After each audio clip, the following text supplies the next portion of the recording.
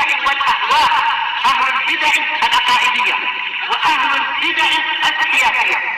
نقول بيننا وبينكم السلف، بيننا وبينكم الكتب، كان فيقول البدع بيننا وبينكم. Bismillahirrahmanirrahim. Kita lanjutkan pembahasan tentang ziarah Nabi Musa kepada Nabi Khadir alaihi wassalatu wassalam. Tayyib. Setelah Nabi Khadir mengatakan innaka lang tastati'a ma'iya sabra, sesungguhnya engkau tidak akan sabar bersamaku. Karena apa? Ini perkara-perkara yang di luar perkara yang biasa ditangkap oleh panca indera manusia. Memang syariatnya lain. Kemudian Nabi Musa mengatakan satajiduni insyaallahu sabira wala a'si laka amra. Niscaya Anda akan mendapatkan saya ini sabar dan saya tidak akan durhaka kepada Anda. Baik, ini menunjukkan bahwasanya apa? Yang namanya murid tidak boleh durhaka kepada gurunya. Walaupun apa? Tentunya dalil-dalil menunjukkan hanya dalam perkara yang ma'ruf. Baik. Dan Nabi Musa juga mengatakan insya Allah. Karena apa? Beliau tidak tahu perkara yang gaib dan memang menisbatkan perkara yang akan datang adalah kepada Allah Ta'ala. Insya Allah saya tidak akan durhaka pada Anda. Baik. Kemudian Nabi Khadir mengatakan la ini taba'tani fala tas'alni an syai'in hatta uhtisalaka minhu dzikra. Kalau engkau mengikuti aku, maka jangan engkau menanyakan kepadaku sesuatu sampai aku menceritakan itu kepadamu. Dan ini adalah syarat yang diperbolehkan, bukan perkara maksiat. Syarat seperti ini, syarat yang masih boleh masuk akal, yaitu apa? Kita tidak berpandai-pandai bicara dulu sebelum syekhnya menjelaskan. Nah, kemudian kalau ternyata suatu saat memang diperlukan, ya boleh bicara, tetapi apa? Dengan adab. Kalau syekhnya mengatakan tunggu dulu, sabar dulu, maka harusnya kita bersabar sesuai dengan apa? Sesuai dengan kesepakatan. Dan juga apa? Itu adalah terkait dengan syariat Nabi Khadir alaihi salatu wassalam. Adapun kalau untuk syariat Muhammad sallallahu alaihi wasallam, dalil-dalil yang ada menunjukkan apa? Boleh seorang murid itu bertanya kepada syekhnya begini dan begitu dan seterusnya sesuai dengan syariat. Karena Rasulullah SAW tidak mencela para sahabat ketika menanyakan beberapa perkara terkait perkara-perkara yang muskil. Sebagaimana dijelaskan oleh Imam Nawawi ketika mensyarah hadis apa itu? Sabda Rasulullah SAW, ya fulan inzil fajdah lana. Wahai fulan, turunlah lalu buatkan masakan untuk kami. Kemudian sahabat ini mengatakan, ya Rasulullah alaikan nahar. Wahai Rasulullah, ini masih siang. Yaitu apa? Boleh untuk apa?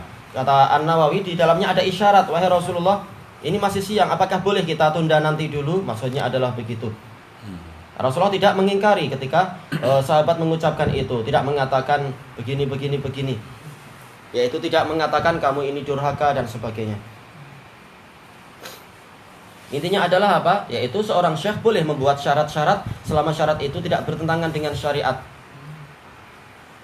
Bukan syekh sufiyah yang syarat-syaratnya adalah kembali kepada syarat-syarat yang terkait dengan alam ghaibiyah. Mereka tidak punya hak untuk itu. Ini haknya Allah Ta'ala dan haknya para rasul yang Allah Ta'ala izinkan untuk itu.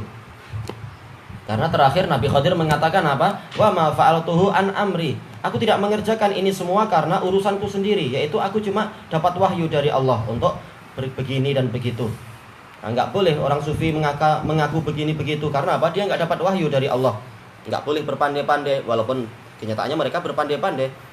Hatiku mendapatkan wahyu dari Allah. Ini sok tahu. Kemudian apa? Mereka kemudian mengadakan perjalanan. Kemudian apa? Mereka sampai di pesisir pantai. Lalu Nabi Khadir minta izin kepada nelayan yang di situ untuk naik ke sebuah kapal. Disebutkan di dalam hadis tersebut, hadis Ubay bin Ka'ab muttafaqun alaih. Mereka kenal Nabi Khadir, kemudian mereka mengizinkan untuk Nabi Khadir dan Nabi Musa naik ke atas kapal itu. Kemudian berlayarlah mereka. Ketika sampai di tengah lautan, maka datang seekor burung. Burung itu hinggap di atas kapal, kemudian dia memasukkan paruhnya ke dalam air. Kemudian Nabi Khadir mengatakan, sesungguhnya ilmuku dan ilmumu dibandingkan dengan ilmu Allah itu lebih sedikit dibandingkan dengan air yang masuk ke dalam mulut burung ini dibandingkan dengan lautan ini. Yaitu walaupun mereka berdua adalah bagikan lautan ilmunya, tapi dibandingkan dengan Allah Ta'ala tentunya memang tidak ada apa-apanya. Allah Ta'ala berfirman, wa ma utitum minal ilmi illa qalila. tidaklah kalian diberi ilmu kecuali sedikit saja. Walaupun itu adalah ilmu yang sangat luas dalam pandangan manusia. Dan juga Allah Ta'ala telah berfirman, "Qul law kanal bahru midadan li kalimati rabbi lanafidal bahru qabla an tanfada kalimatu rabbi walau ji'na bimithlihi madada." Katakanlah seandainya lautan itu menjadi tinta untuk Rabbku, niscaya yaitu untuk menulis kalimat-kalimat Rabbku, niscaya lautan itu akan habis sebelum habisnya kalimat Rabbku, walaupun kami datangkan tinta yang sebanyak itu lagi. Ini menunjukkan keluasan ilmu Allah yang sangat luas dan tidak bertepi. Sebagaimana sifat Allah itu tidak terbatasi, maka kalimat Allah juga tidak terbatasi.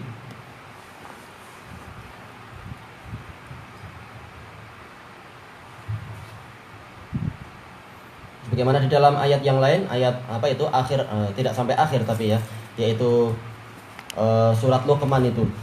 Law annama fil ardi min syajaratin aqlamu wal bahru yamudduhu min ba'dihi sab'atu abhurin ma nafidat kalimatullah. Seandainya seluruh pohon-pohon yang ada di bumi ini menjadi pena untuk menulis kalimat Allah, dan kemudian dia didukung dengan dengan 7 lautan sebagai tinta, maka niscaya tidak akan habis kalimat Rabbku tersebut. Ya, tidak akan habis kalimat Allah Ta'ala tadi. Tayyib. Kemudian ketika mereka di tengah perjalanan di lautan itu, kemudian Nabi Khadir mencabut salah satu papan atau salah satu kayu yang ada di dinding kapal, bukan di dasarnya. Yang dicabut adalah di tepinya, bukan di dasarnya.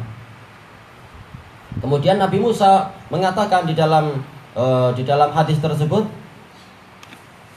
sesungguhnya mereka itu mengizinkan kita untuk naik kapal ini secara free, secara gratis, nggak bayar apa-apa. Tapi justru Anda melakukan sesuatu yang membahayakan mereka ini.